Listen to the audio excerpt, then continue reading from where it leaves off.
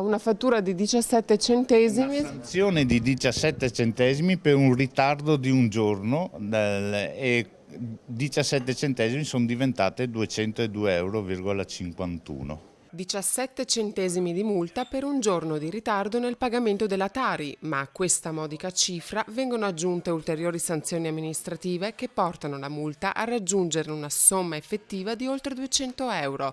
Un vero salasso per Ettore Grandesso, proprietario di un noto bar nel centro storico di Mestre. Questa devo pagarla entro 150 giorni dal ricevimento, che è stato il 30 di dicembre, quindi fra 2 mesi circa. Anzi, pagherò un po' prima perché non vorrei ricorrere a un'altra sanzione.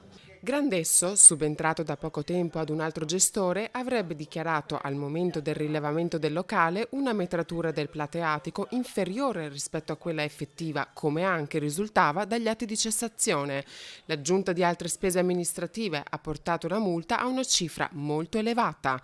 Inoltre, quest'estate lo stesso si è visto multare dalle forze dell'ordine durante una festa a tema organizzata nel suo locale, di cui però aveva le autorizzazioni necessarie. I vigili sono venuti, hanno controllato, hanno visto che io avevo pagato tutte quello che si doveva pagare per fare questa festa, quindi la festa era autorizzata, era tutto a posto, però non contenti hanno detto vediamo se troviamo qualcos'altro, hanno trovato una differenza di 30-50 centimetri sul plateatico fuori, e quindi mi è arrivata una sanzione perché io avevo il plateatico che sporgeva di 50 centimetri da una parte e dall'altra.